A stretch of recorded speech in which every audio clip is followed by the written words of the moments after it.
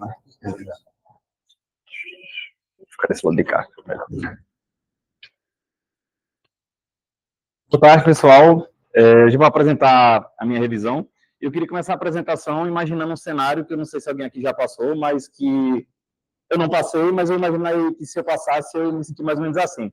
Eu imagino que você está chegando para mais um plantão aí fora da UTI para tentar pagar as contas, que a bolsa da residência não dá muito certo, e aí pensando que tem que treinar ainda, que está cansado, que amanhã tem que passar visita com o Leandro.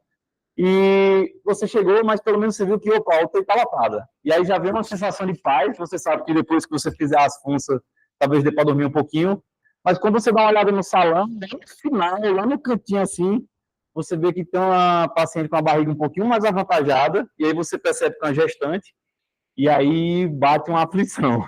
E duas dúvidas imediatamente já vêm na sua cabeça. A primeira é, sendo eu residente pobre, será que se eu estou com 11 pacientes, eu deveria receber algum valor a mais por esse plantão? E a segunda é, o que eu preciso saber para cuidar dessa paciente da melhor forma possível? Então, eu decidi trazer hoje esse tema para a gente discutir, que é a paciente gestante na UTI. Para quem não me conhece, meu nome é Luísa, sou R2 aqui da casa. Então, a nossa apresentação ela vai seguir esse roteiro. Hoje até o slide é mais fofinho, que agora a gente está falando aqui de gestante. Então, a introdução. Por que a gestante precisa ir para a UTI? Além disso, por que a gestante é uma paciente especial? E quais são as peculiaridades que são relevantes para a nossa prática?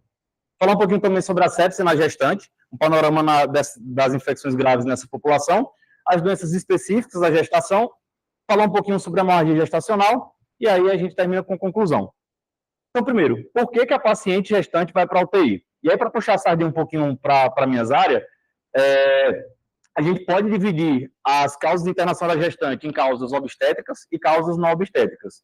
Das causas obstétricas, a principal, disparado, é a pré-eclâmpsia com sinais de gravidade / eclâmpsia, principalmente para receber o sulfato de magnésio. No mundo ideal, idealmente, todas as pacientes que recebem sulfato de magnésio por pré-eclâmpsia grave deveriam estar na UTI. Mas eu lembro que lá no meu internato, eu particularmente nunca vi ninguém para UTI para receber sulfato de magnésio. Inclusive, aqui no nosso serviço, dando uma conversada com o pessoal da gineco, muitas pacientes fazem uso do sulfato de magnésio na enfermaria, é isso aí. Mas, idealmente, eles deveriam estar na UTI, porque são pacientes com sinais de gravidade. O choque hemorrágico, que é uma das principais causas de morte nessa população, principalmente as hemorragias puerperais, e das não puerperais, o descolamento prematuro de placenta normal inserida também chama atenção. Falar também de embolia, se aqui embolias com S, porque a gente tem embolia amniótica, que é um quadro geralmente catastrófico na gestante, e as coagulopatias, e falar um pouquinho da esteatose hepática aguda da gestação, que pode também ser uma doença muito, muito grave. As causas não obstétricas, geralmente são pacientes que já têm alguma comorbidade e descompensam por conta de todas as alterações que vai ter na fisiologia dela. Por exemplo, são pacientes que têm um risco maior das doenças cerebrovasculares, são pacientes que têm risco maior de descompensar a insuficiência cardíaca. Nessa população, pacientes que têm valvopatia reumática geralmente podem descompensar com a gestação. O choque séptico, insuficiência respiratória aguda e SARA, essa população é uma população que é fator de risco para síndrome do desconforto respiratório, e as gestantes vítimas de trauma. Então, aí, falando um pouquinho lá da minha vizinhança, esse é um dos maiores hospitais lá do Nordeste, um hospital materno-infantil, que é o IMIP. Eles fizeram um estudo bem legal para avaliar quais eram as pacientes que eles estavam recebendo nas UTIs lá do hospital. Foi um estudo observacional, que eles pegaram dados de 1.481 pacientes de 2003 a 2007, e dessas mais de 1.000 pacientes, 291 tinham critérios de NIRMIS. E o que é NIRMIS? NIRMIS é um nome que vem da aviação, que é basicamente quando o negócio ia dar muito errado, mas não deu por algum motivo. E aí essa ilustração fala bem sobre isso, que a diferença de uma caixa cair na sua cabeça é porque alguma coisa aconteceu que ela quase caiu e você morreu. Então, existem várias definições sobre o que é NIRMIS materno, vários autores tentam definir o que é um NIRMIS materno, mas basicamente, para ficar fácil de entender, é o estágio anterior ao óbito materno, mas aí alguma coisa aconteceu que evitou que isso acontecesse. Então, eles pegaram esses dados com os critérios desse autor, que é o Mantel, de 98, que basicamente os critérios de NIRMIS, ou seja, o que levava a gestante para a UTI, eram disfunções. Disfunção cardíaca, vascular, imunológica, respiratória, de maneira geral, disfunções. Eles avaliaram que as gestantes internavam geralmente por esses motivos, e as principais complicações que elas desenvolviam estavam relacionadas à hipertensão, hemorragia e à infecção puerperal, principalmente. A grande maioria eram puérperas, cerca de 80%. E geralmente a paciente, a grande maioria que a gente vai receber na UTI, são as puérperas. E dessas, 18,7% tinham comorbidades.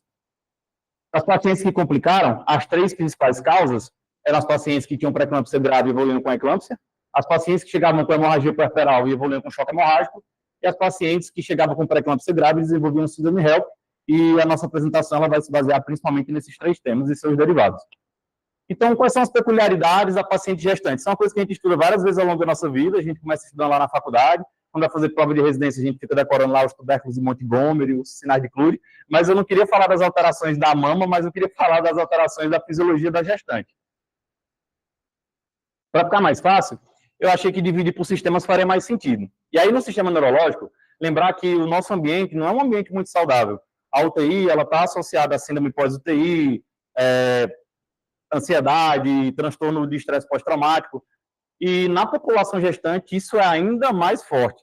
Então, existem vários estudos, eu consegui encontrar vários estudos observacionais de pacientes que desenvolviam ansiedade, uma depressão pós-parto, que estava bem associada à internação na UTI. Imagina, para muitas mulheres é o período mais feliz, mais importante, para outros nem tanto, mas com certeza vai ser um momento que vai marcar. E marcar na UTI talvez não seja uma coisa muito legal. Então, várias sugestões são dadas na literatura de como você tentar reduzir essa ansiedade. E aqui eu mais vi sendo citada foi ter um acompanhante 24 horas para essas gestantes, diminuindo assim a ansiedade delas.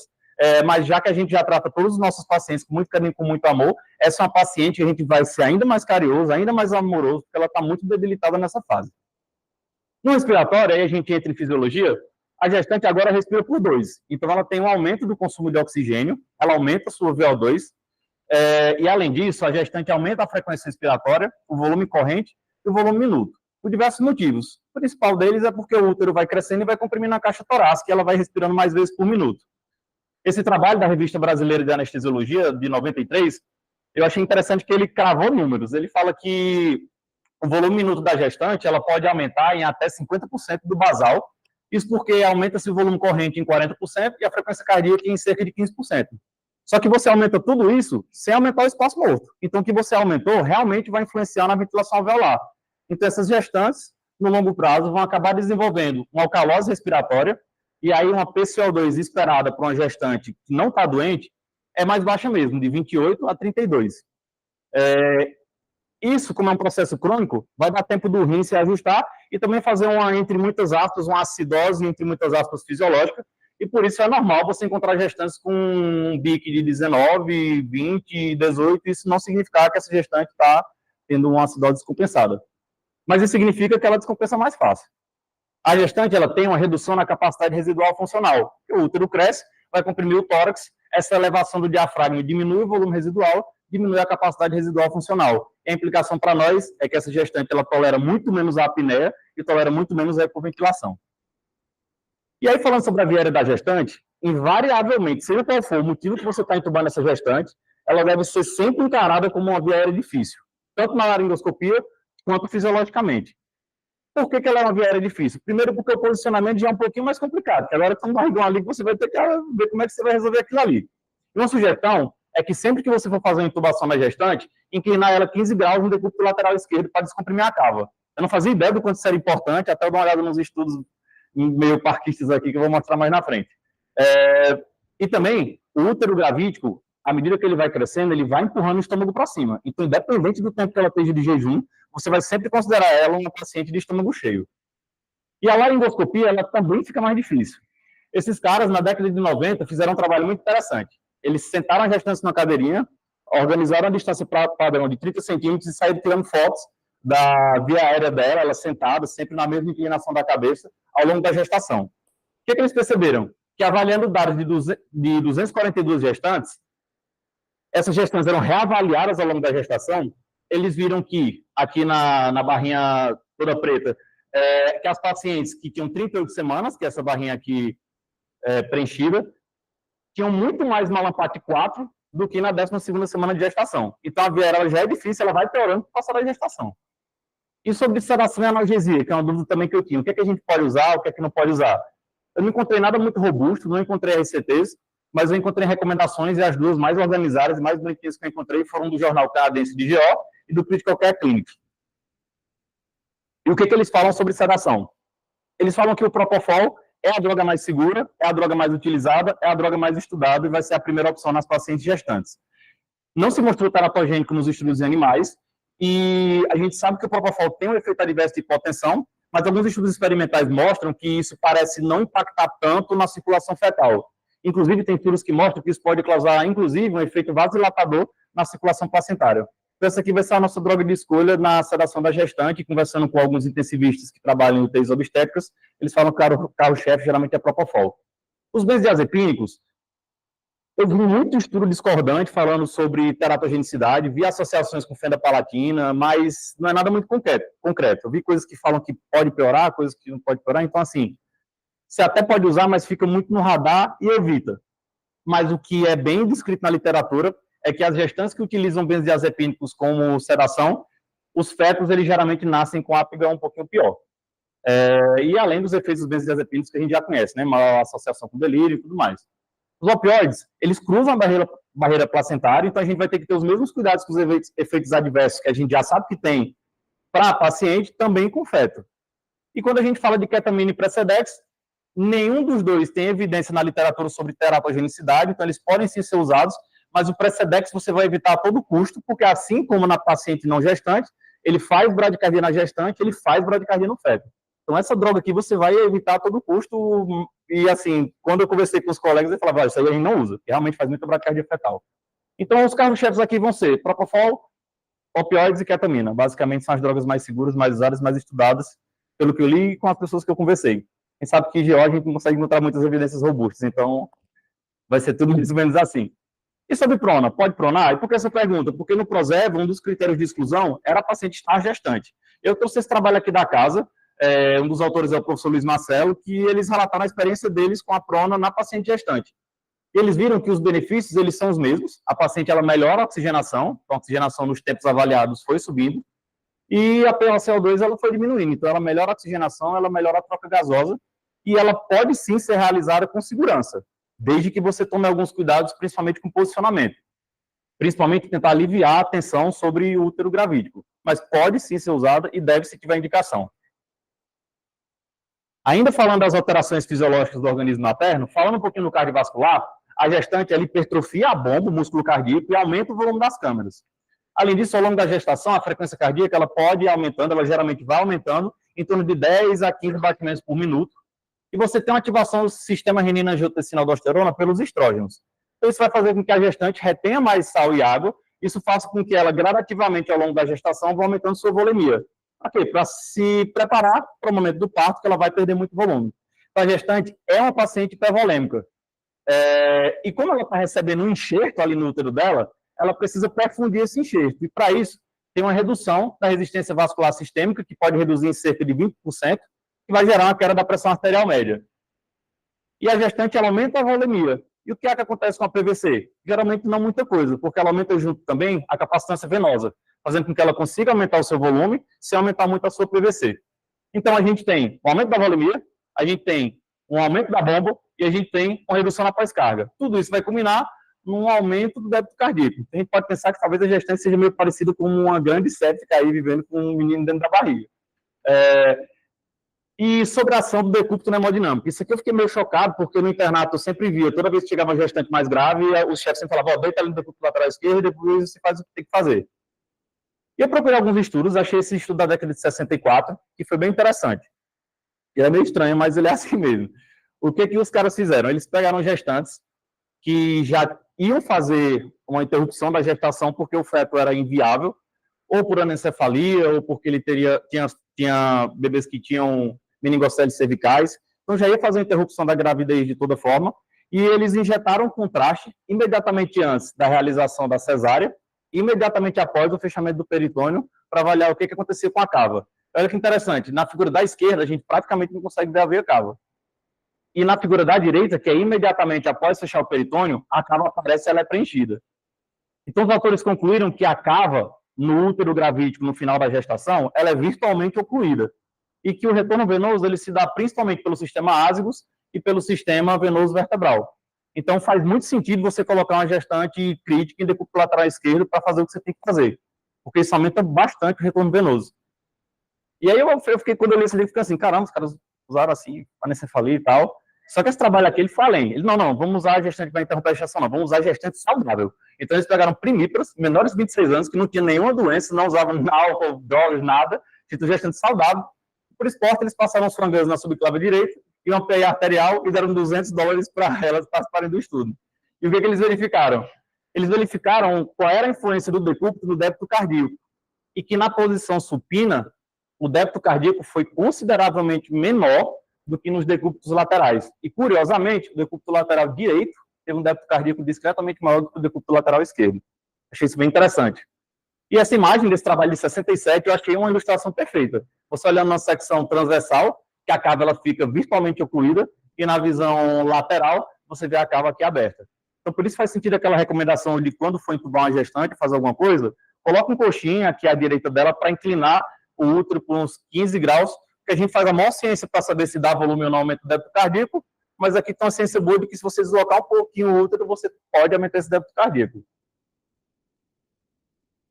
Sobre droga vasoativa, pode usar? Aqui eu também não encontrei nenhum dado robusto, nenhuma evidência robusta que alguma droga vasoativa possa ter efeito deletério, mas todos os trabalhos tinham um consenso que a instabilidade hemodinâmica é muito mais danosa ao bebê do que qualquer droga vasoativa pode ser. E aqui a gente segue as mesmas recomendações, de noradrenalina como primeiro vasopressor, vasopressina como segundo vasopressor. E nos vasodilatadores, falando especificamente do Niprid, eu posso usar? Posso, se for o jeito e por pouco tempo, porque aqui você tem um risco de intoxicação por tiocianato para o feto. E sobre os antiarrítmicos, sulfato de magnésio é o queridinho da gestante. Então, se a gente já gosta, na gestante você vai gostar muito mais. Então, vai ser a primeira opção que você vai usar no FA, vai ser a primeira opção que você vai usar na pré-eclâmpsia grave. Então, sulfato de magnésio pode usar com segurança. O GEO vai adorar. E a amiodarona? A amiodarona, pelo FDA, é categoria C. Evita a todo custo. Se você tiver arritmias malignas, tente usar como primeira opção a lidocaína, que é FDA categoria B. Mas se você precisar usar a amiodarona, lembrar que ela tem um efeito deletério ao feto, que é o risco de toxicidade tireoidiana. Ela está associada e esse dado é bem robusto. Falando um pouquinho sobre as alterações hematológicas, e já terminando essa parte de alterações fisiológicas, que ela vai nortear todo o restante da apresentação, a gestante ela vai aumentando a sua volemia, então vai crescendo a volemia ao longo da gestação. A quantidade de hemácias, a massa de hemácias da gestante, ela também aumenta, só que isso é meio desproporcional. Ela aumenta muito mais a volemia do que ela aumenta de concentração de hemácias. Isso faz com que a gestante ela seja uma paciente hemodiluída. Então, a gestante, além de hiperdinâmica, ela é hemodiluída. E lembrar que tudo isso é preparando a gestante para lá na frente ela ter o bebê. Por isso que, preparando para o sangramento que ela pode vir a ter, o corpo dela vive no estado de hipercoagulabilidade. Aumento do fator de von Willebrand, fibrinogênio, os fatores de coagulação, tudo isso vai estar aumentado na gestante também. Então, ela vive no estado hiperdinâmico, hemodiluído e procoagulante. Ah, beleza, na UTI. Falando um pouquinho sobre a sepse na gestante, aqui a gente não tem muita diferença, mas alguns cuidados nós precisamos ter. Segundo a definição da Organização Mundial de Saúde, sepse na gestação é qualquer falência orgânica associada à infecção que pode ocorrer durante a gestação, periparto, pós-aborto ou período pós-parto. É a terceira causa de mortalidade nessa população, chegando a 11% no mundo. E eu trouxe esse dado para mostrar que a gestante ela tem uma morbidade muito importante associada. Por quê? A maioria dos focos da infecção na gestante são focos do trato genital. E por mais que muitas vezes a paciente saia da UTI andando, feliz, não ficou com nenhuma disfunção aparente, geralmente essas pacientes podem ficar inférteis e podem viver com dor pélvica crônica. Então, a gente tem que ser mais carinhoso aqui no controle do foco e realmente ter um manejo com o ginecologista e obstetra bem de perto. Esse trabalho do Imperial College de Londres, ele traz algumas recomendações e controvérsias do manejo da sepse na gestante. Uma das recomendações que ele faz é a gente usar cortes diferentes para o quick sulfa. No que a gente fala da frequência respiratória, que como ela é uma paciente que hiperventila, usar como corte, então, o 25 para a frequência respiratória. Ele faz também algumas recomendações. E essa é uma recomendação específica do Royal College of Obstetricians, ele traz que a reposição volêmica ela continua sendo um goal of care na sepse da gestante, mas lembrar que além de ser uma paciente já hipervolêmica, já hemodiluída, ela também tem uma menor pressão oncótica. Isso vai fazer com que ela tenha uma maior facilidade a extravasamento capilar. Então, a recomendação aqui é você não usar os 30 ml por quilo lá do Surviving Sepsis, mas 20 ml por quilo. Eu acho que na prática, muitas vezes a gente também não faz os 30 ml por quilo. Eu acho que aqui também muitas vezes a gente não vai fazer os 20 ml por quilo, mas a mensagem que fica aqui, se você já é cauteloso com volume, aqui você seja um pouquinho mais. E sobre a antibioterapia? Eu encontrei vários trabalhos, mas o que tinha uma base de dados maior foi esse trabalho da Irlanda, que avaliou 150 mil gestantes de 2005 a 2012, encontrou uma taxa de sepsis de cerca de 1,81% de 1,81 para cada 1.000 gestantes, e avaliando as etiologias das infecções, a E. coli foi o agente predominante. Então, vamos cobrir só a E. coli para todo mundo? Não, porque o segundo foi o Streptococcus do grupo B. Mas eles não eram os mais virulentos. Os mais virulentos eram do grupo A e a própria E. coli. A grande maioria das sepses na gestação foram do foco do trato genital, cerca de 61%, seguido pela sepse de foco urinário. E eles verificaram que tinha uma alta prevalência de infecções polimicrobianas.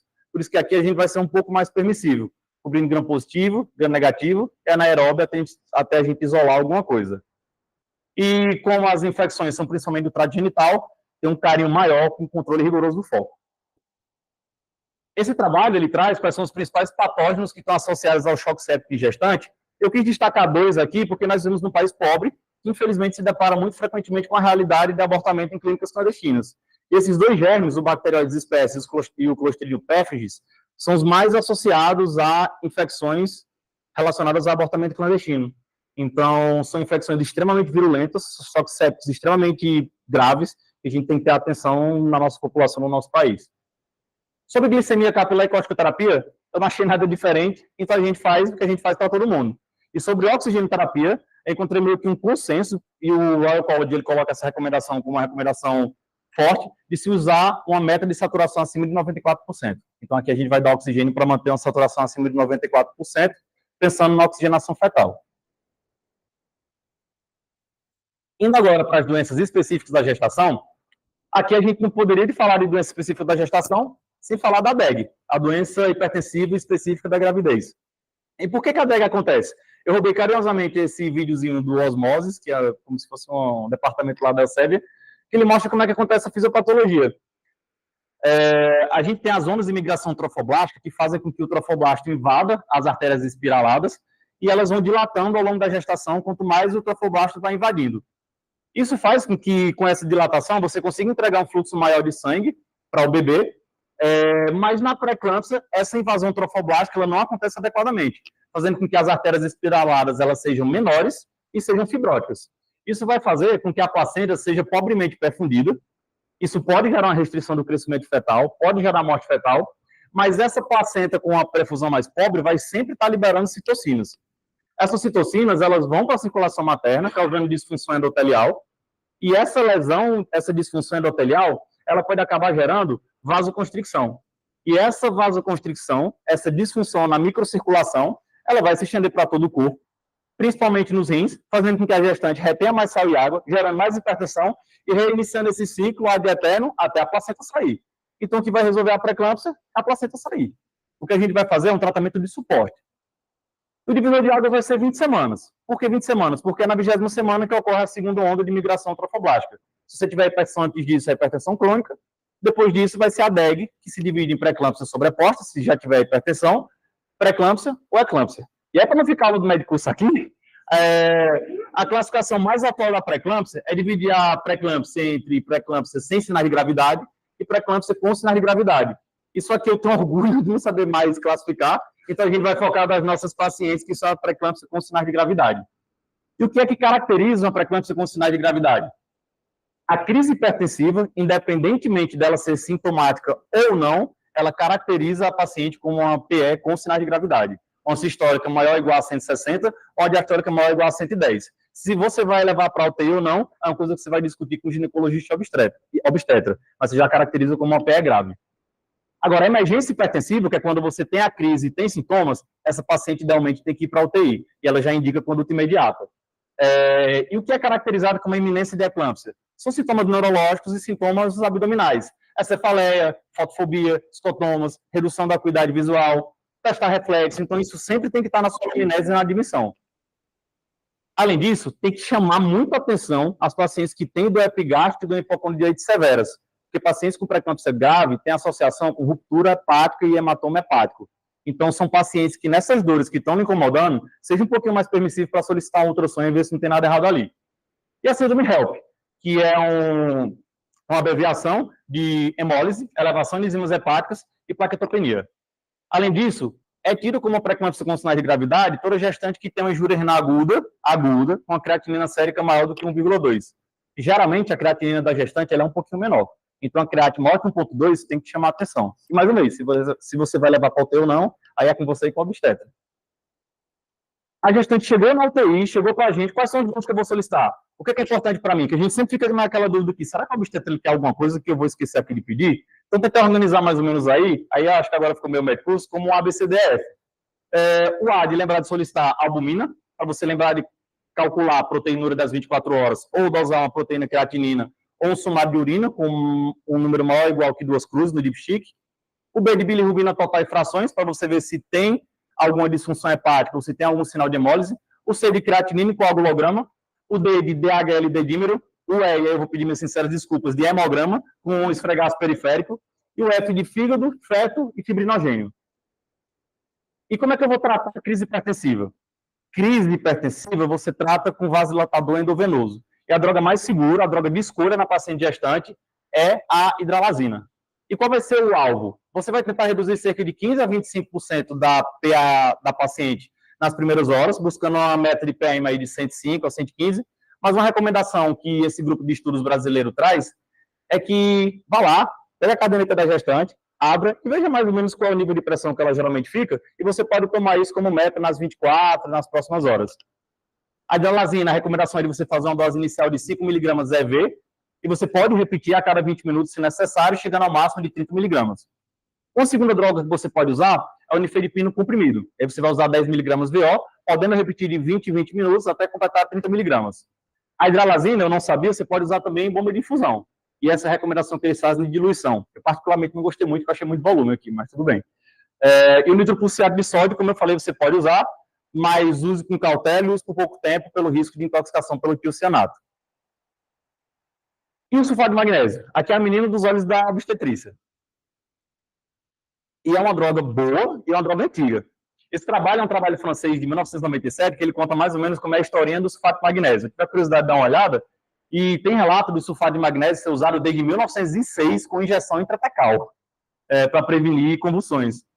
Em 1926, foram os primeiros relatos de uso intramuscular para prevenir as convulsões na eclâmpsia. Aquele esquema Preacher, que a gente tanto escuta falar, ele é de 1955. E o esquema Zussman, ele é de 1966. Então, nós estamos falando aqui de coisa antiga, mas de coisa boa. O maior trial que a gente tem sobre sulfato de magnésio é o MedP Trial, que é um trial que avaliou mais de 10 mil pacientes, e eles randomizaram as pacientes para receber sulfato de magnésio ou placebo. O esquema que eles utilizaram era, para todos, iriam receber uma dose de ataque de 4 gramas de sulfato de magnésio ou do placebo EV. O ataque teria que ser EV. Se você usar o esquema EV ou esquema IM, ficava a critério do obstetra. O esquema EV nesse trabalho era por 24 horas, depois do ataque, fazer 1 grama por hora de sulfato de magnésio ou placebo. No esquema IM, fazia um adicional de 10 ml de sulfato de magnésio em cada glúteo, e depois você ficava fazendo mais 10 ml de sulfato de magnésio do placebo a cada 4 horas, por 24 horas. Achei meio cruel aqui, mas é assim mesmo. E quando a gente avalia os dados do estudo, pela quantidade de pessoas inseridas no estudo, tem uma separação fisiológica dos grupos, e quando a gente avalia os resultados, a gente vê que no grupo do sulfato de magnésio, você teve uma menor incidência de eclâmpsia, ou seja, de convulsões, e uma tendência à redução de mortalidade. Esse é o maior trial que tem, e depois daqui virou praticamente obrigatório usar o sulfato de magnésio. Sulfato de magnésio esse, que a gente tem alguns medos, que o principal é a depressão respiratória. Mas eu me surpreendi olhando os dados desse trabalho, que das 10 mil pacientes avaliadas, eles tiveram depressão respiratória em cerca de 76 pacientes, 77 pacientes. Não é para ignorar, mas eu confesso que foi menor do que eu esperava. No internato fizeram tanto terror com sulfato de magnésio que eu fiquei com medo de dar lá as 4 graminhas do bicho. Mas o que é bem importante, isso a gente vê com recorrências gestantes queixando, é o flushing, é o rubor facial, a sensação de calor. No Ceará eu via muito pessoal se reclamando de calor, não sei se é por causa do Ceará ou se é por causa do sulfato de magnésio, mas atenção a isso, principalmente também a náuseas, vômitos, mas a depressão respiratória é aquilo que a gente vai ter que monitorizar, que pode ser ameaçador à vida. E quais são os regimes de infusão no sulfato de magnésio? Existem 2 esquemas consagrados, um deles modificado, que meio que virou um terceiro, mas os principais é o esquema Zuspon, esse particularmente é o meu preferido, onde você faz 4 gramas EV em bolos de 10 a 15 minutos, e depois coloca uma infusão de 1 grama a hora EV em bomba de infusão contínua. Os USPA modificado, que é o esquema de CIBAI, ao invés de você fazer um ataque de 4 gramas, você faz um ataque em bolos de 6 gramas, e aí a infusão não vai ser 1 grama a hora. Você vai começar 2 gramas por hora para atingir um nível sérico maior em infusão contínua. Eles dão a recomendação de você considerar reduzir essa infusão após 6 ou 8 horas para 1 grama a hora de novo. O segundo esquema é o esquema Pritchard, que aí você vai fazer um ataque EV, mas a manutenção é feita intramuscular. Você faz 4 gramas EV em bolos, mas a manutenção... Desculpa, você faz o ataque e depois faz 10 gramas IM de ataque, mas a manutenção ela vai ser toda intramuscular, fazendo 5 gramas IM, que vai dar 10 ml de sulfato de magnésio, profundo a cada 4 em 4 horas. Então, você faz o ataque EV, vai lá em cada glúteo, taca 10 ml, depois mais 10 ml, depois mais 10 ml de 4 em 4 horas. Eu acho que é meio sofrido isso aqui, mas adivinha qual é o protocolo aqui do nosso serviço? Porque não exige bomba de infusão, então isso pode ser feito na enfermaria, que não é o mundo ideal, mas infelizmente é o mundo que a gente vive. E no esquema USPA e no USTBAI, muito cuidado com a diluição. A gente vê frequentemente a ginecologia obstetrícia prescrevendo isso em 1.000 ml, em 2.000 ml, e a paciente acaba recebendo muito volume, se ela tiver alguma comorbidade, isso pode acabar gerando extravasamento pulmonar e todas as complicações que a gente sabe que existe. E devemos monitorizar. Monitorizar para quê? Monitorizar pelo risco de depressão respiratória. Então, a gente deve avaliar o reflexo patelar. Eu vi algumas recomendações de você avaliar o reflexo de 2 em 2 ou de 4 em 4 horas, porque essa é a manifestação mais precoce da intoxicação pelo sulfato de magnésio. Além disso, vigiar a frequência respiratória, e aqui o corte vai ser 16. Alguns lugares recomendam 14. Mas lembrar que a gestante ela já é taquipneica. Então, uma gestante respirando a 14, 15, isso tem que lhe chamar a atenção. Não está normal. E avaliar a diurese, porque o sulfato de magnésio ele tem a sua excreção completamente pela via renal. Então, existe a indicação de que a paciente que está recebendo sulfato de magnésio, idealmente deve estar sondada para você controlar rigorosamente essa diurese. E a gente não tem nível sérico terapêutico. Nenhum trabalho conseguiu associar a segurança do nível sérico com o fato de estar terapêutico, prevenindo convulsões, mas os dados eles são bem robustos em relação às concentrações que geram toxicidade.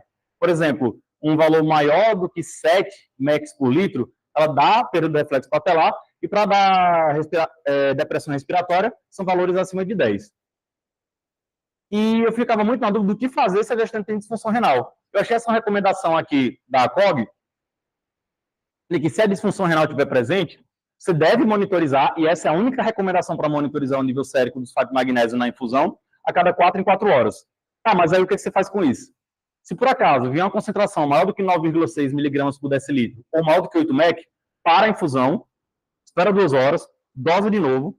Se tiver ainda maior do que esse valor, espera mais 2 horas, dosa de novo. Mas se já tiver abaixo de 7 mEq por litro, aí você pode reiniciar a infusão com a dose 50% menor. Essa foi uma que eu deixei no meu bloquinho de notas aí para quando tiver um paciente gestante usar.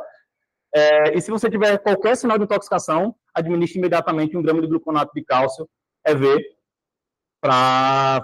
como antídoto do sulfato de magnésio. E quais são os extremos da pré-eclâmpsia? Esses são aqui os quadros mais graves relacionados à pré-eclâmpsia, que é a síndrome HELP e a eclâmpsia.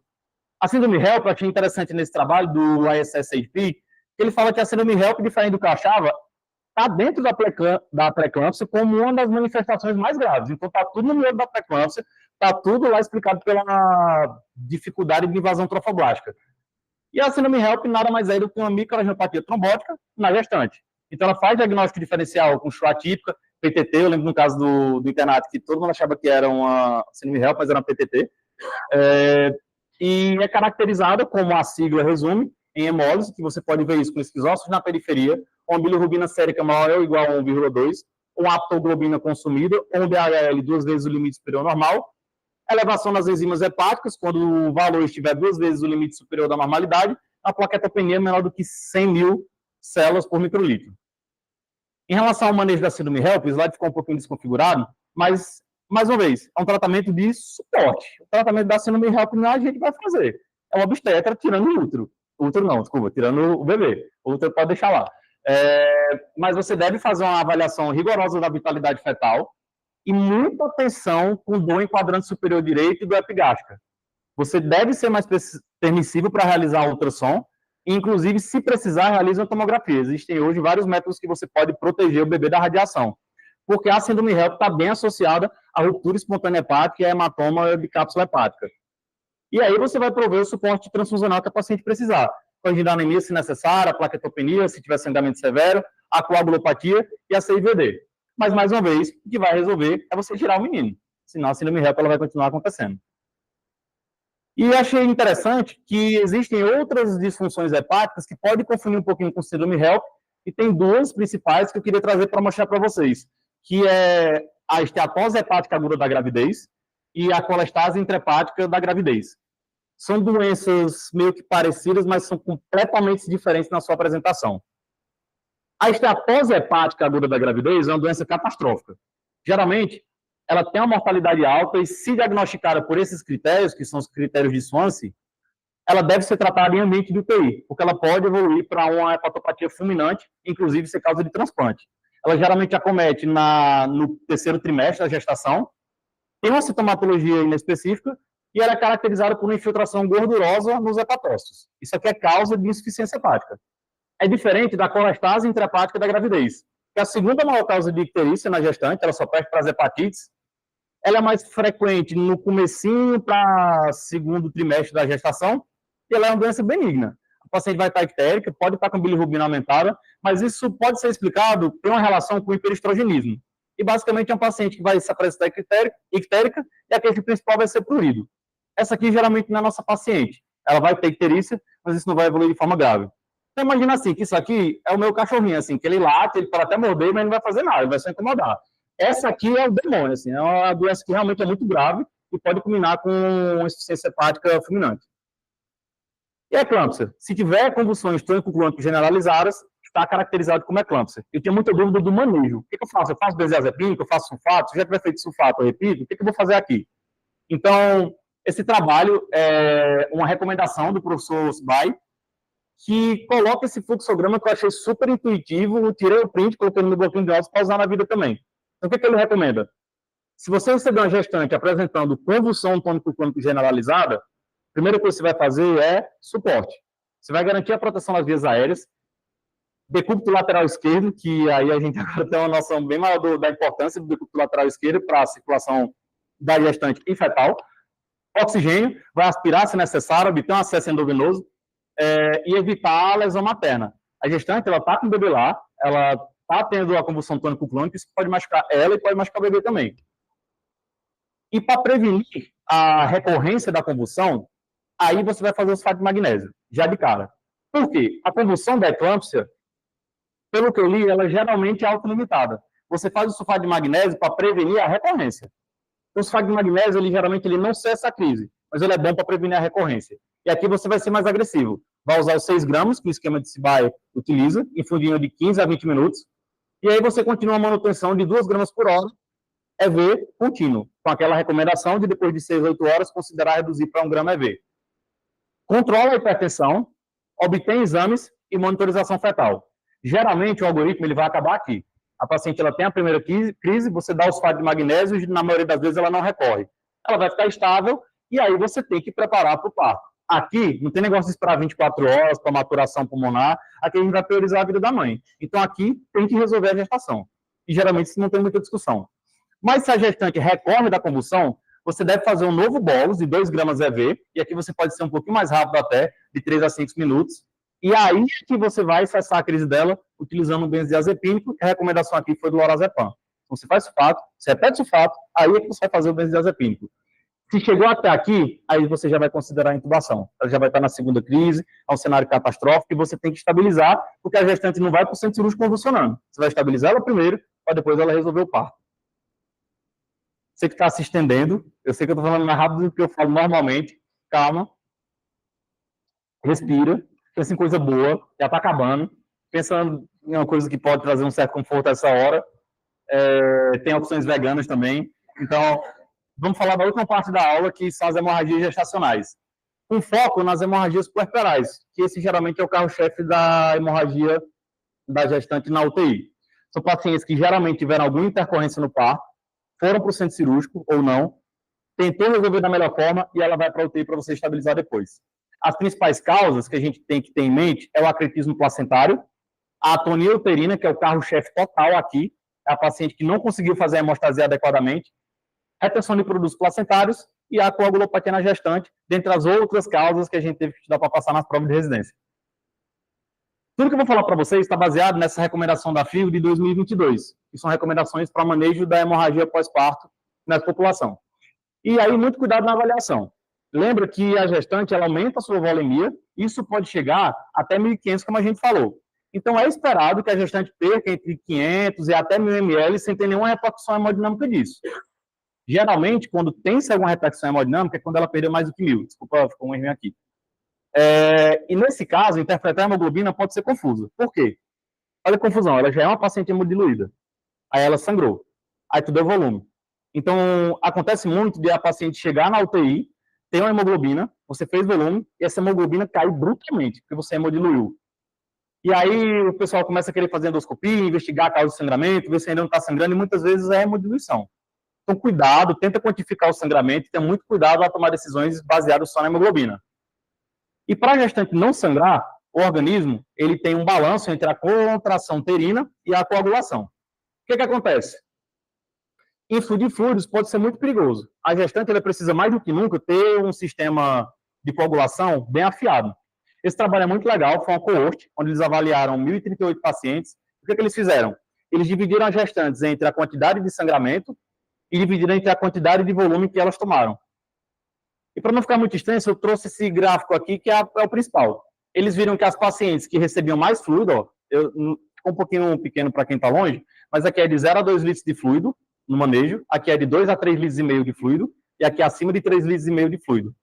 Então, eles dividiram as coluninhas pela quantidade de fluido que elas receberam, e olha que interessante, quanto mais fluido elas iam recebendo, menor a concentração de plaquetas, independente da gravidade do sangramento, e muito menor o fibrinogênio. Então, pacientes que usavam até 2 litros tinham um fibrinogênio mediano de 4. Pacientes que usavam mais de 3 litros e meio tinham um fibrinogênio mediano de 1,5. Então, muito cuidado, assim como a gente lembra lá no choque hemorrágico do trauma, muito cuidado com a hemodiluição. O TTPA também tem uma tendência a alargar e o TAP também tem uma tendência a alargar. Mas muito cuidado a fazer volume para essas pacientes, porque você está diluindo todos aqueles fatores de coagulação que ela precisa. E olha que interessante, esse trabalho da década de 80, eles dosaram o antígeno ativador do plasminogênio tecidual ao longo da gestação. Eles viram que não muda muita coisa, mas eles perceberam que tinha uma hiperativação do plasminogênio tecidual lá na 40ª semana, para as horas que estão ali próximas ao parto, até o 3º dia. Surgiu, então, a hipótese que pode existir uma hiperfibrinólise na gestante no momento do parto. Então, opa, se ela está sangrando e ela tem hiperfibrinólise, talvez faça sentido a gente dar um Transamin. E aí foi conduzido o maior trial que existe na obstetrícia, que é um trial com mais de 20.000 pacientes, que é o Woman Trial. Buscou avaliar a eficácia do Transamin na hemorragia puerperal. Então, o que eles fizeram? 193 hospitais de 21 países randomizaram as pacientes para receber 1 grama EV de astronexamo, que é o que se faz hoje, mais 1 grama de resgate, se o sangramento continuar após 30 minutos, você faz 1 grama, se continuar sangrando, faz mais 1 grama, ou se ele recorrer nas primeiras 24 horas, versus placebo. O carro-chefe dessas mais de 20.000 pacientes analisadas foi a atonia uterina, que geralmente é o que a gente vai receber na UTI. Seguido da placenta prévia, do acretismo placentário e das cirurgias do trauma. Geralmente, quando essas pacientes chegavam na UTI, o uterotônico ele já tinha sido administrado. Elas já tinham recebido alguma terapia uterotônica. E esse gráfico é muito parecido com o gráfico que eu conheço, de um trabalho que também usou Transamin. E é muito parecido também que após 3 horas, esse benefício se perde. Então, basicamente, é muito parecido com o que a gente faz no CREST 2 do trauma. É o uso do Transamin no estado que aparentemente é um estado hiperfibrinolítico, e mostrou uma redução de mortalidade no grupo que usou o Transamin. Então, são dados robustos, é um trabalho grande, mas que faz com que a gente lembre que o Transamin ele serve, talvez, para qualquer choque hemorrágico, tanto no trauma quanto na gestante. E aqui, aqueles mesmos conceitos que a gente conhece para o trauma, também valem aqui. O conceito da Golden Hour, que quanto mais você demora para agir, maior a mortalidade desse paciente, e o conceito da tríade letal. Então, eu vou tentar aqui mitigar a hipotermia, a coagulopatia e a acidose metabólica. Maneja a acidose, e lembrando que ela é uma paciente que já tem uma tendência a ter acidose, maneja a hipotermia e maneja a coagulopatia. Falando especificamente sobre a atonia uterina, após o parto, a gente tem que ter um mecanismo mecânico, além dos fatores de coagulação. Os vasos, eles passam por dentro do miométrio, e quando a gestante dá à luz, esse útero ele tem que contrair. Para quê? Para travar todos esses vasos que estão ali passando no meio do miomérito. E o que acontece na atonia uterina é que o útero não contrai e você tem uma falha desse mecanismo aqui de hemostasia, fazendo com que a gestante continue lá, babando, babando, babando, babando, naquela região onde a placenta estava grudada. E quais são os fatores de risco? Tudo aquilo que está associado à distensão uterina, polidrâmino, gemelaridade e o uso de uterotônicos antes do parto. E qual a conduta na atonia uterina? O que a que nós intensivistas vamos fazer? Como eu falei, são geralmente pacientes que chegam no centro cirúrgico, e lá no centro cirúrgico eles já tentaram um monte de coisa, e a gente vai manejar na UTI depois. Então a conduta é suporte avançado de vida. Além disso, uma sugestão que eu vi uma professora na aula que eu assisti dando, que eu achei sensacional, é que a paciente chegou na UTI, pega uma canetinha, palpa o fundo uterino e marca onde é que está aquele fundo uterino. Porque se você vai avaliar essa gestante longitudinalmente, você consegue ir palpando todo dia e ver se aquele útero está regredindo. Isso significa que a atonia vai ter uma tendência a se resolver. Se você palpou o útero no lugar, chegou no outro dia o útero está acima, significa que esse mecanismo se perdeu novamente e você vai ter que ficar mais atento. E a primeira linha de tratamento uterotônico é a ocitocina, que você vai fazer uma infusão contínua na dose de 15 unidades por hora. Se por acaso falhar na infusão de ocitocina, ou por algum motivo a paciente não conseguir receber, aí você vai lançar a mão do misoprostol, se possível pela via sublingual, senão você pode fazer 800 microgramas pela via retal. Geralmente, mais uma vez, a paciente já foi lá no centro cirúrgico, percebeu sua atonia lá no centro cirúrgico, o obstetra tentou fazer massagem uterina, eu acho que não é a gente que deve fazer isso aqui, é o obstetra que ele já vai ter tentado fazer isso aqui, ele já vai ter tentado aquela rafia de Lynch, ele já vai tentar tudo para essa gestante parar de sangrar. Então, geralmente, a gente já recebe ela usando ocitocina e já recebe ela depois de ter usado o nome misoprostol. E na atonia uterina refratária, existem alguns dispositivos mecânicos que a gente pode conversar de usar. O principal é o balão de Bacre, que vai tentar tamponar esse sangramento aí por dentro.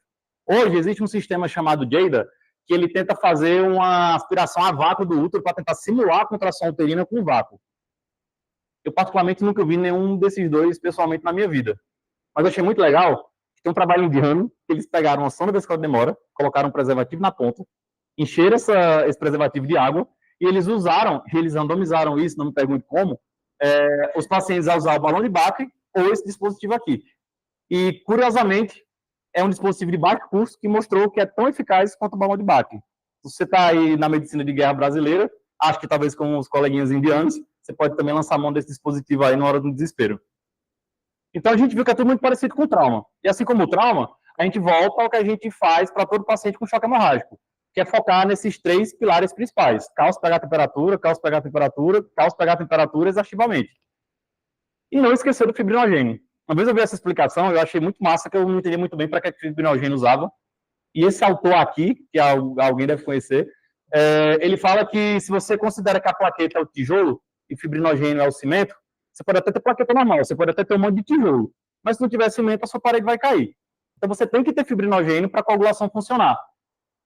E aqui seguem também os conceitos do trauma, do damage control resuscitation, de transfundir mais precoce, de combater violentamente a coagulopatia e de evitar ser muito permissivo aí com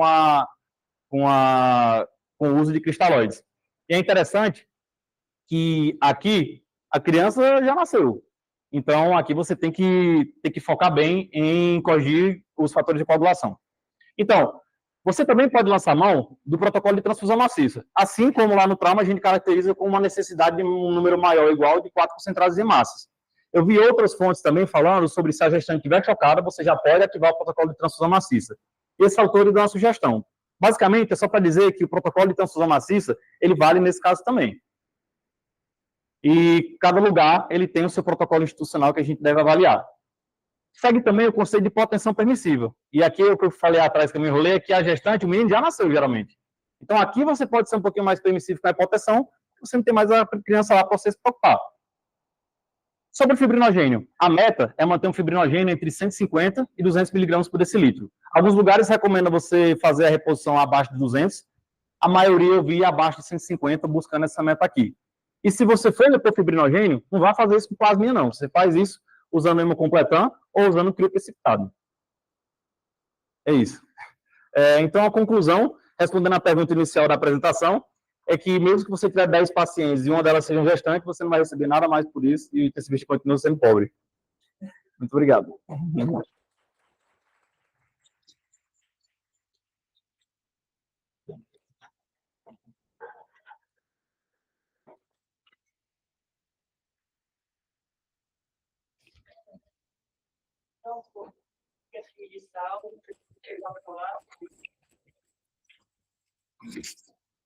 Eu cheguei um pouquinho depois, não sei se você chegou a comentar, mas você viu alguma coisa sobre rotina, assim, de monitorização fetal, assim, cardiotoco, indicações, assim, sei lá, de acionamento do GO, obviamente tem aquelas, a gente avalia, né, aquela questão das acelerações, mas, assim, a rotina de monitorização fetal no contexto de UTI.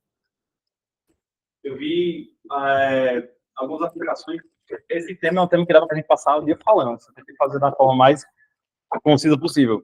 Mas eu vi muita coisa sobre POCs na gestante, que talvez faça sentido para o intensivista que trabalha em UTI obstétrica, se saber, ter uma mãozinha lá de POCs, saber diagnosticar um descolamento de placenta norma inserida. E vi também que varia muito do critério da obstetrícia. Então, as recomendações que eu vi eram de um intensivista ele ter uma mão de saber ler uma cardiotocografia, ele saber fazer um POCs obstétrico, mas que a monitorização vai ficar a cargo da ginecologia obstetrícia. Então, isso acaba sendo uma decisão compartilhada com eles. E varia de serviço para serviço. Eles podem avaliar com cardiotoco, eles podem avaliar com ultrassom para ver a vitalidade, mas essa geralmente é a decisão que a gente compartilha. Uma angústia que a gente pode ter pô, tô aqui com a gestante, tem pré-eclâmpsia com sinais de gravidade, será que não já tem que operar essa mulher e tirar logo esse menino aqui para ver se resolve? E aqui a gente não está falando dessa preocupação em HELP e em eclâmpsia. Aí não, tem que resolver, senão vai morrer. Aqui é quando você tem uma pré-eclâmpsia com sinais de gravidade, mas você está meio em cima. Pô, será que dá tempo para fazer um corticoidezinho aqui?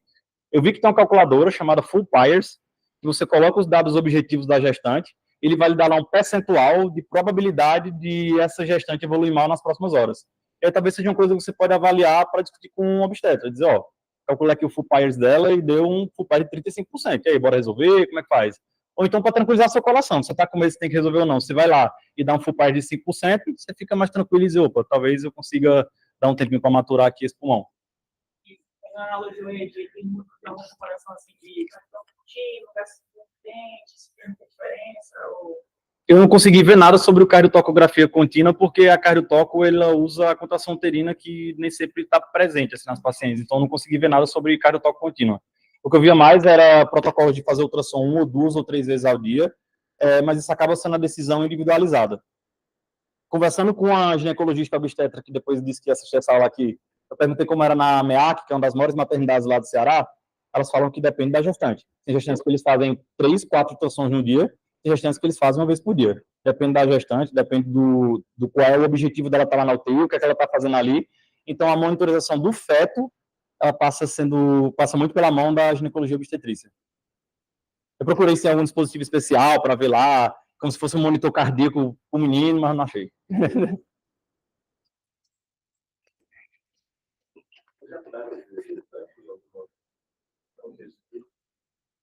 Mas tem medo de cuidar de gestante.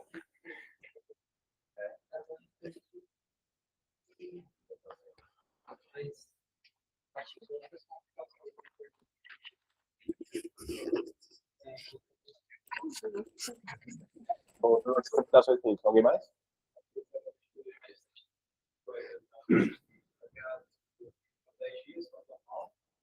E aí teve uma hipótese inicial de desconforto respiratório e pneumonite.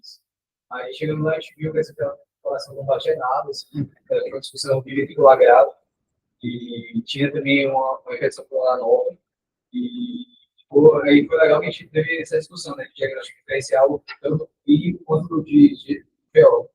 E acabou fechando com a meu carimba Jacaripá, porque ele não foi uma secundarista.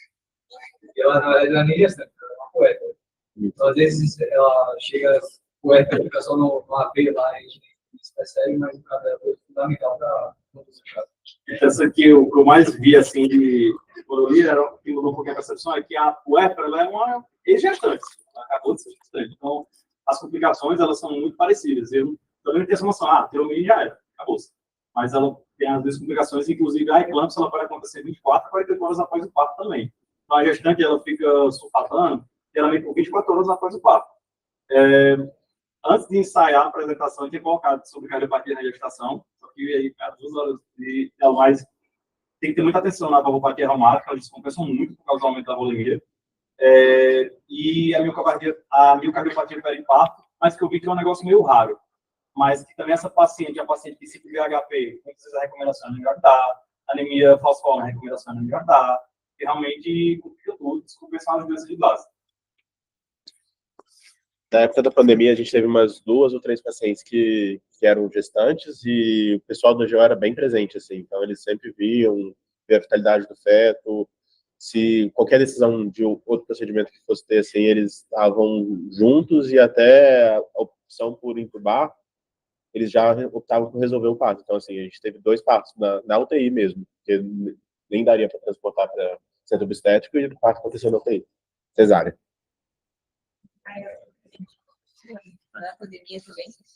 Então, que eu não lembro agora exatamente quantas semanas que tinha, mas uma questão a Geo também acompanhava, mas gerava angústia, assim, porque ela inflamando, já estava entubada quando eu comecei a vê-la, e ela inflamava, os intensivistas queriam que resolvesse o parto, mas eu, os ginecologistas, falava, não, quando a gente resolver, vai inflamar mais, e ficava sempre essa briga. Daí, você falou, né, de monitorização, assim, eu lembro que ela ficava com o BCF, ele sempre saía do lugar aquele BCF, a gente saía do lugar, ia atrás de GO, e os GOs nem queriam, porque eles falavam assim, mas nem precisa, a gente pode ficar monitorizando uma vez ao dia, não precisa do BCF. Enfim, gerou bastante discórdias, assim. Eles ficavam um pouco mais em cima, assim, 2 horas, e realmente, também da GO. Eles viam, mas talvez não de 2 em 2 horas, assim. Isso mesmo. Eu queria também tinha na praça e eu penso no HP, penso na cesárea de emergência. Só ficava no choque,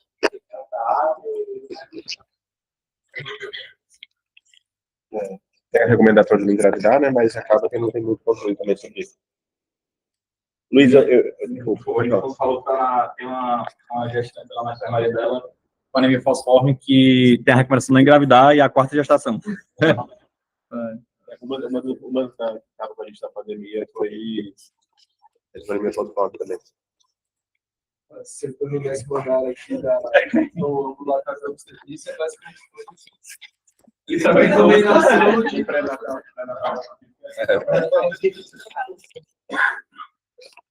Luiz, parabéns aí pela aula, muito completa. Eu cheguei atrasado igual o Pedro também um pouquinho. Você chegou a ver alguma coisa sobre ventilação mecânica na gestante? Você tem algo de diferente? Uma vez eu cheguei a terminar de cuidar de um caso que já estava na saudosa UAC, era um choque séptico, que acabou sendo de ventilação, mas não tinha nenhum...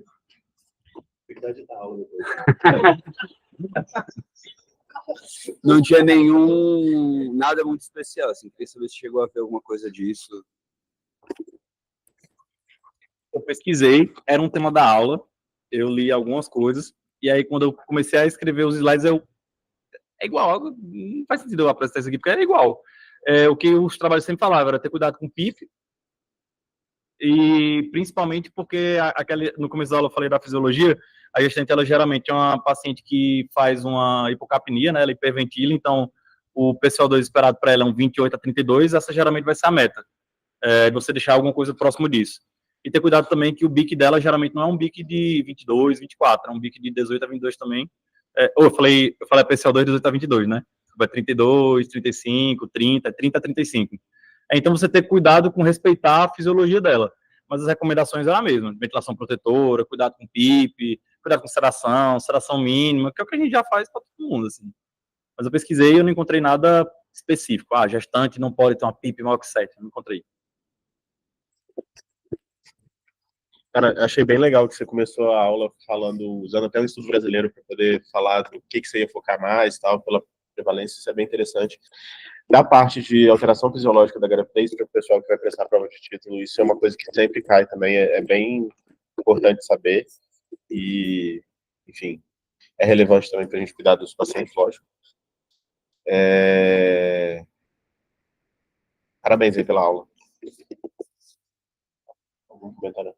Algum comentário a mais? Não.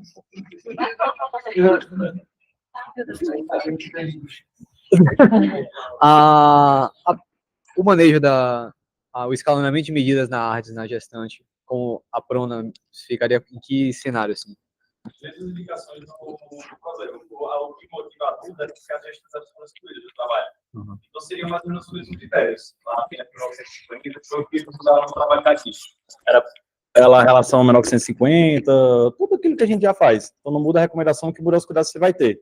Esse trabalho que eu mostrei aqui da casa, ele mostrou que eles usaram as mesmas indicações e teve os mesmos benefícios, e curiosamente eu achei que ia aumentar muito a lesão por pressão, porque eu acho que se você está aliviando ali a barriga, você tem que distribuir para outro canto. E eles colocaram que não aumentou a lesão por pressão. As indicações foram as mesmas.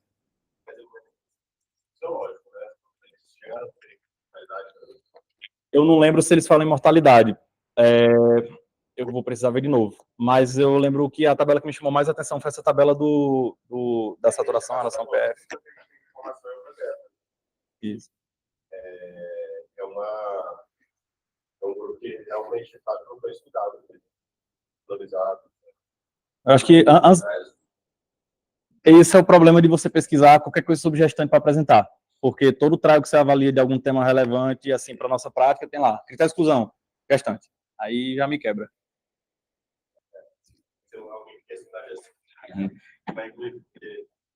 Não, sempre incluir gestante também, você pode perder a validade externa do seu trabalho, né? Se você tiver então é o preço que você paga na hora de desenhar o estudo.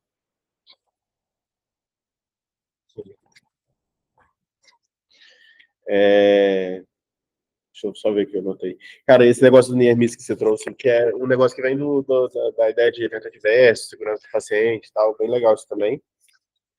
E só uma coisa, na parte do quadro de pré-eclâmpsia, eu acho que talvez tenha sido coisa de digitação, só estava como hiporreflexia, mas eu acho que só vale lembrar que pré-eclâmpsia é hiperreflexia, que é o estado de hiperexcitação aí do sistema neurológico, convulsão. Legal. E bacana de as práticas também que você deu, tanto da prona, quanto de... Enfim, todas as coisas aí que você falou. Bacana. Tem mais?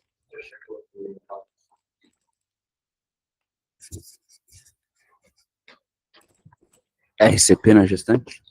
E bem lembrado. A gente sempre esquece de falar alguma coisa na revisão. Cheguei e as recomendações para a gestante.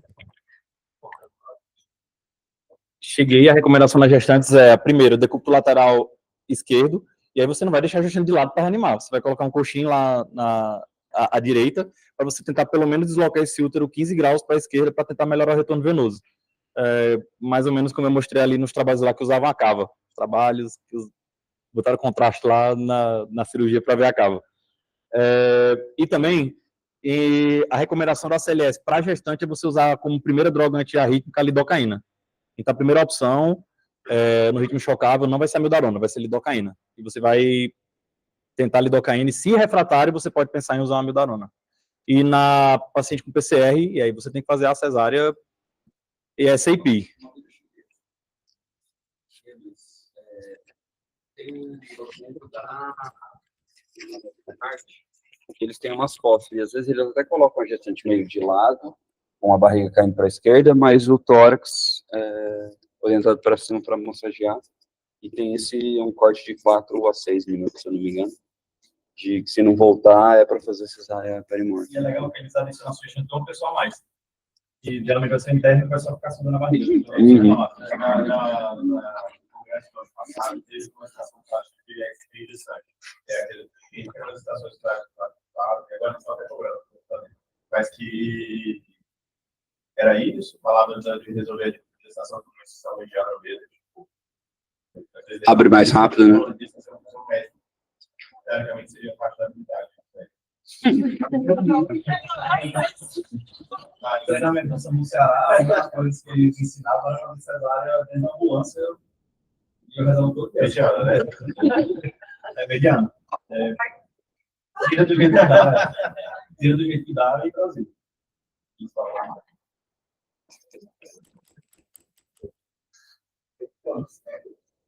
Não, é obrigado. Talvez seja algo. E é isso, a pessoa parada parada é aquele cenário, né? A pessoa está morta. Existe cenário pior que esse. Então, a ideia de tirar o feto não é nem para salvar o bebê, né? É para poder descomprimir de fato a cava, etc. Então,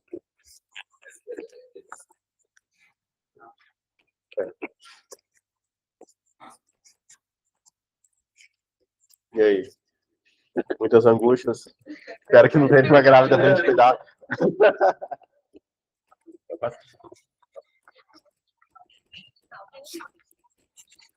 Tem um fluxo de gestante para uma determinada UTI, né? Só que agora eu acho que o CO não tá mais no nono andar. Ah, mas não é nada disso. Não? A questão de ter ido pra lá foi pelos pais que tinham não foi por causa da UTI. Porque eu lembro, uma vez tinha uma gestante lá na 11GN e falaram, não, vamos transferir porque na outra UTI tem um GO de plantão. E eu precisei do GO à noite e me falaram, não, nunca, não é isso? Ah, então tem... É um acordo. Sim.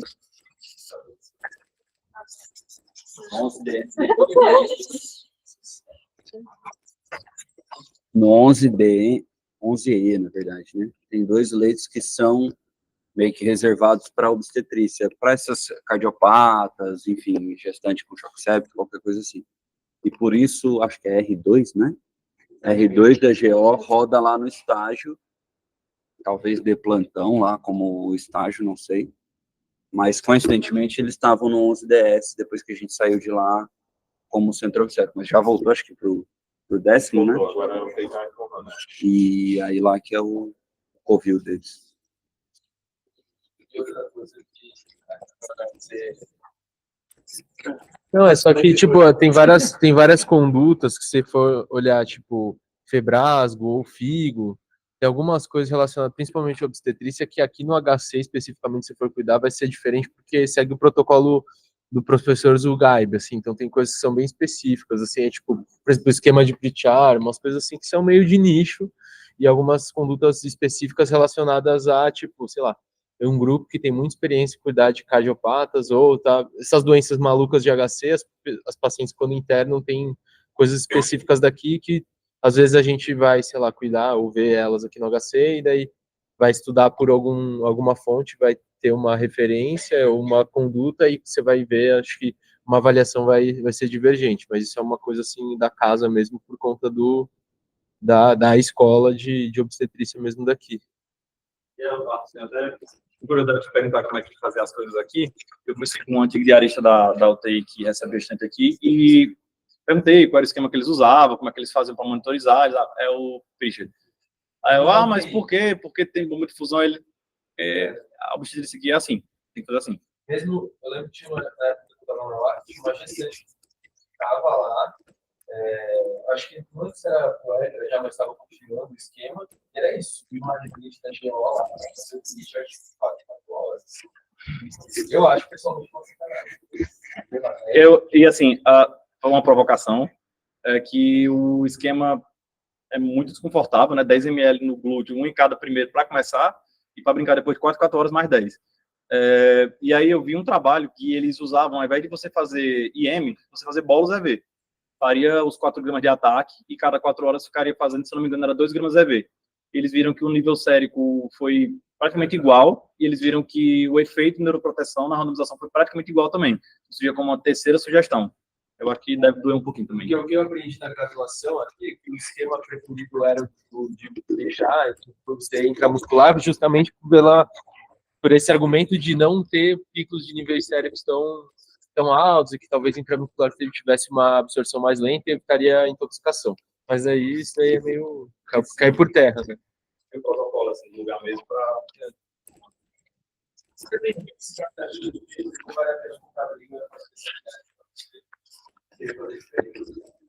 não tem um perigo de você começar a EM e terminar a EV, você vai falar aqui, que aí a situação é muito doida.